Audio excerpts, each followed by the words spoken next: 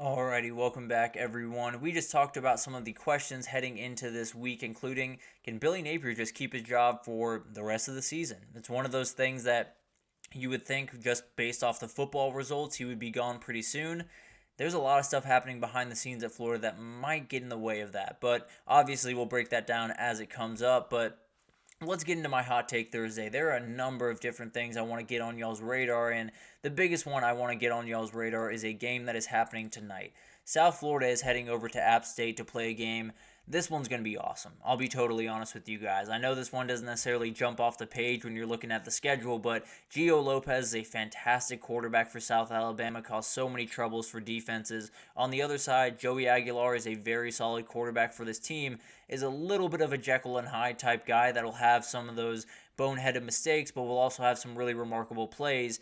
It's going to be really fun to watch this one. I think this is one of those games that you're going to see a lot of points, you're going to see a lot of craziness, and frankly, actually, I wanted to add this. One of my best bets for this week, over 62.5 in this game. I think both these defenses are a little bit all over the place, especially App State right about now, and I think they're going to be a very, very fun battle going into this one offensively. So am going to lean towards the over in this one. I think App State gets this one done, but I don't know. It's going to be a really, really fun matchup. App State has shown so many openings in their defense that can't necessarily feel totally confident about what they're doing right now. So an incredible game. Definitely tune into that one tonight. Who needs Thursday night football? Useless. South Alabama, App State is where I'm going to be for sure. But let's get into a couple others here. Michigan. I think they're going to come out of this week feeling much better. And this is kind of a hard thing to describe because I do have USC winning the game. So it's kind of a weird thing to go about this. But I do think this is one of those things where Michigan has been waiting for so long in this season, at least 3 games in this season, to just figure out who they are, to figure out who they want to be going forward, to figure out how they want to go about business offensively. Now they don't have the cop-out. Now they don't have the guy that they're trying to make another J.J. McCarthy. You don't have another one. You don't have a guy that is going to be able to make the elite level throws that JJ did. You just don't have that guy on that roster. What you do have is an athletic freak that can run the ball all over the field and create so many problems up front. Oh my goodness, I apologize. That can create so many problems up front and really just batter defenses, and that is Michigan football. When I think about Michigan over the past couple of years, it's never been about the quarterback. It's never been about the guy that's throwing the ball, and it's never really been about that guy throwing the ball all that often. Lean on Alex Orji. Lean on this run game, and then see where the chips fall in the pass game. You're not going to get better in the pass game. I can almost promise you that. What you might get is a little bit more efficient because you don't necessarily have those normal drop back scenarios where Davis Warren just has to rip it into an open space. Maybe it's a little bit more complicated, a little bit more nuanced, and plays off the run game a little bit more. So I think it's going to be an interesting one. I don't necessarily think this team is going to walk out there with a win. I do think they're going to walk out there with an identity, and that matters as much as anything else, and you'll move forward saying, at the very least, we can play this style of football and be competitive in this conference. We can play this style of football and maybe compete with Oregon, compete with Ohio State, and if you can get better at this style of football, then maybe you can beat those two teams. So I think it's one of those things that I don't have Michigan winning this game. I do have them gaining a lot of confidence in this game coming out of it. I think the ACC might just be a 2-horse race at the end of this week. And this is one of those that I've kind of fought myself on just a little bit. But when you look at the ACC right now, Florida State, throw them by the wayside. They are done. NC State, Virginia Tech, SMU, they've missed the mark the first couple of weeks. And then you have a couple of teams that have come out of nowhere like Cal, Boston College, even Syracuse, although there were some people circling them going into the season. For me, I think Clemson's going to send a statement this weekend. I think NC State is walking in limping a little bit. I think Clemson found a little something in that App State game, and I think they're going to be able to take advantage of this defense. I think they're going to be able to make a little bit of a statement. I have them winning, I believe, by 18, 31-13, and I think they're just going to elevate themselves enough. Now, it's not to say that other teams can't get involved here. I do think there are other teams that absolutely will be in this conversation, but as I see it, I think Clemson will be able to send their message that they're up near the top of the conference, And then you have Miami already there. They're dominating this league right now. They're doing exactly what you'd expect them to do, and it's been really, really impressive. Right now, they're kind of on a tier of their own. I think Clemson could kind of join them there and leave everyone in the dust pretty quickly. But that is not to say, Louisville can't make noise. That isn't to say Boston College couldn't make noise, or Syracuse, or some of these other teams that are playing really good football right now. The way I look at it is Clemson and Miami working at their best possible ability, working, at 100% capacity, is always going to be better than Louisville working at 100% capacity. So I think Clemson will get a little bit closer to that. I think Miami's already there. And I think some of these teams that could play really good football, there's just going to be too big of a gap between them and Clemson for them to make it up. And then Diego Pavia, I think he's going to give Missouri a scare this weekend. And it sounds a little bit crazy coming off what we saw last week, but Missouri had a slow start against Boston College for a number of reasons. One of the biggest ones was Thomas Castellanos was able to get out of the pocket and was able to make a couple of plays with his legs, and it made everything so much harder.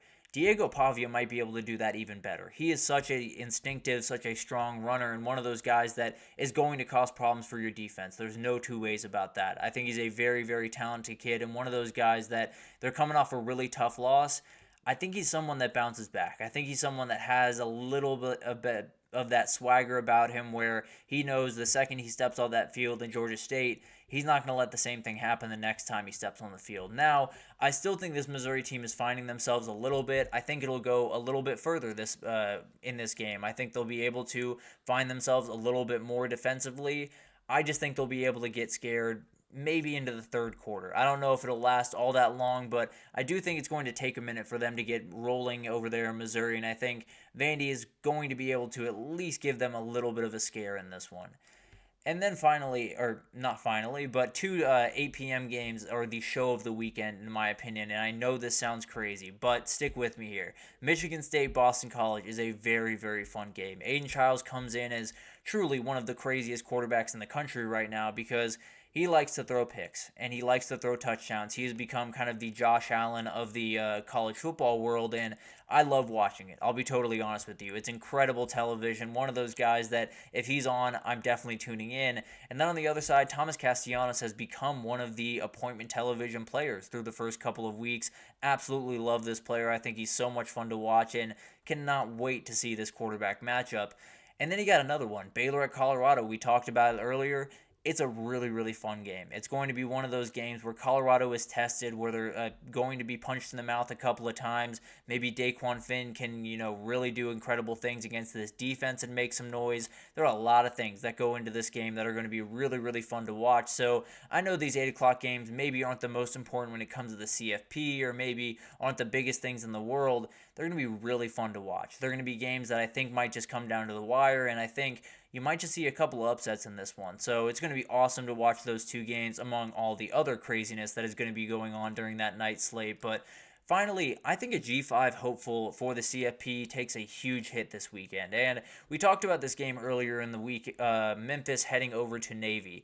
This is a dangerous game. Memphis coming off a very emotional win against Florida State. Navy is one of those teams that they fit the mold of what it means to get an upset. They run the ball, they chew clock, they make life tough on you, they don't make a lot of mistakes, and then you just got to figure out a way to beat them. It's not easy by any means, and I think there's a number of other examples, but Memphis is one I'd watch very closely this week. I think another one, Northern Illinois. They play a Buffalo team that is not great by any means. I'm not necessarily saying that, but it doesn't change that this Northern Illinois team has had 13 days to sit on that Notre Dame win. Maybe they come out a little bit rusty, and then maybe they come out a little bit slow in terms of the mental fortitude you need in this game. Maybe Buffalo can get out to a little bit of a lead, and they have a couple of guys on that defense, a couple of guys on that offense like Nick McMillan, and then guys like Jason Fuqua on the defensive side of the ball. They can make a couple of plays. It doesn't take a lot. You just got to make those couple of plays in this game, and maybe Northern Illinois, crashes right back down to earth this upcoming weekend. And then we talked about them. App State is absolutely one of those teams tonight. When you talk about South Alabama, they're going to be able to score. They're going to be able to score a ton, and it's going to create a number of problems for this team, because I don't think App State wants to get into a shootout. I don't think that's the way they want to go about business, and if they have to, it could get really interesting. And then you have teams like USF that's playing Miami, could take a pretty big hit if they get absolutely dominated in that game, and Then you have Toledo coming off a huge win heading up to Western Kentucky. That one's going to get really interesting. But overall, I think it's one of those things that we have so many teams that are in the group of 5 race right about now. We have so many teams that are looking at it as a real possibility.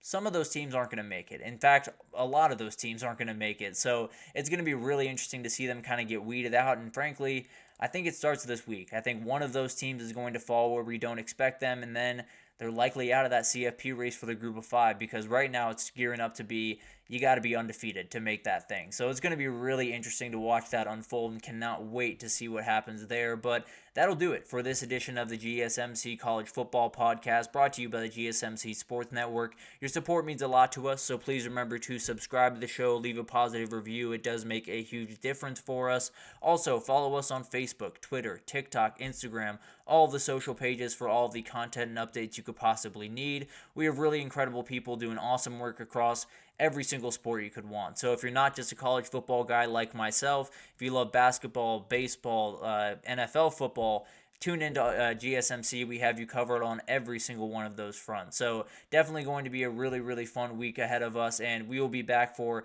a couple more mini breakdowns tomorrow. So definitely check that out. We'll be back tomorrow, and we will see you then.